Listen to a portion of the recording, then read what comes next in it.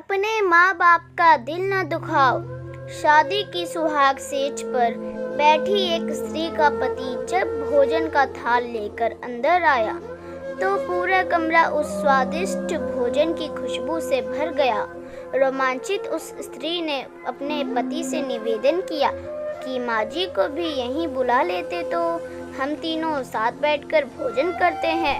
पति ने कहा, छोड़ो उन्हें, वह भोजन खाकर सो गई होंगी, आओ हम साथ में भोजन करते हैं। प्यार से उस स्त्री ने पुनः अपने पति से कहा कि नहीं, मैंने उन्हें खाते हुए नहीं देखा है, वह तो अपने काम में व्यस्त थी। तो पति ने जवाब दिया कि क्यों तुम जिद कर रही हो, शादी के कार्यों में थक गई होंगी, इसीलिए सो गई होंगी। जब नींद टूटेगी तो खुद भोजन कर लेंगी। तुम आओ, हम प्यार से खाना खाते हैं। उस स्त्री ने तुरंत मन में फैसला कर लिया कि मैं इसके साथ नहीं रहूंगी। डिवोर्स लेने का फैसला कर लिया, यानी तलाक लेकर उसने कुछ टाइम के बाद दूसरी शादी कर ली। और इधर इसके पहले पति ने भी दूसरी शादी कर ली। दोनों अलग अलग सुखी घर गृहस्थी बसाकर खुशी खुशी रहने लगे। इधर उस स्त्री के 2 बच्चे हुए जो बहुत ही सुशील और आज्ञाकारी थे। जब वह स्त्री 60 वर्ष की हुई तो वह बेटों को बोली, मैं चारों धाम की यात्रा करना चाहती हूँ ताकि तुम्हारे सुखमय जीवन के लिए प्रार्थना कर सकूं। बेटे तुरंत अपनी माँ को लेकर चारों धाम की यात्रा पर निकल गए। एक जगह तीनों माँ बेटे भोजन के लिए रुके और बेटे भोजन परोसकर माँ से खाने की विनती करने लगे। उसी समय उस स्त्री की नज़र सामने एक फटे हाल, भूखे और गंदे से एक वृद्ध पुरुष पर पड़ी जो इस स्त्री के भोजन और बेटों पर एक तरफ बहुत ही कातर नज़र से देख रहा था। उस स्त्री को उस पर दया आ गई और बेटों को बोली, जाओ पहले उस वृद्ध को नहलाओ और उसे वस्त्र दो, फिर हम सब मिलकर भोजन करेंगे।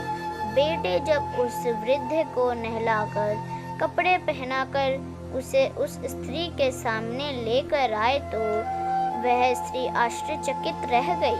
वह वृद्ध वही था जिसने उससे शादी की सुहागरात को ही डिवोर्स ले लिया था। उसने उससे पूछा कि क्या हो गया जो तुम्हारी हालत इतनी दयनीय हो गई। तो उस वृद्ध ने नज़र झुका के कहा कि सब कुछ होते भी मेरे बच्चे मुझे भोजन नहीं देते थे, मेरा तिरस्कार करते थे, मुझे घर से बाहर निकाल दिया। उस स्त्री ने उस वृद्ध से कहा कि इस बात का अंदाज़ा तो मुझे तुम्हारे साथ सुहागरात को ही लग गया था, जब तुमने पहले अपनी बूढ़ी माँ को भोजन करने की बजाय उस स्वादिष्ट भोजन की थाल लेकर मेरे पास आ गए और मेरे बार बार कहने के बावजूद भी आपने अपनी माँ का तिरस्कार किया। उसी का फल आज आप भोग रहे हैं। जैसा आप व्यवहार हम अपने बुजुर्गों के साथ करेंगे, उसी देखा देखी हमारे बच्चे में भी यही गुण आ जाते हैं कि शायद यही परंपरा होती है। सदैव माँ बाप की सेवा ही हमारा दायित्व बनता है। जिस घर में माँ बाप हंसते हैं वही प्रभु बसते हैं।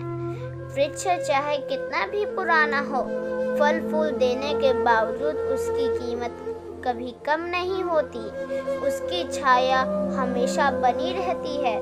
दोस्तों, उम्मीद करती हूँ कि यह कहानी आपको पसंद आई होगी। अगर पसंद आई हो तो कृपया लाइक और सब्सक्राइब करना ना भूलें। धन्यवाद। और हाँ दोस्तों, इस कहानी पर अपनी राय देते हुए कमेंट ज़रूर करना।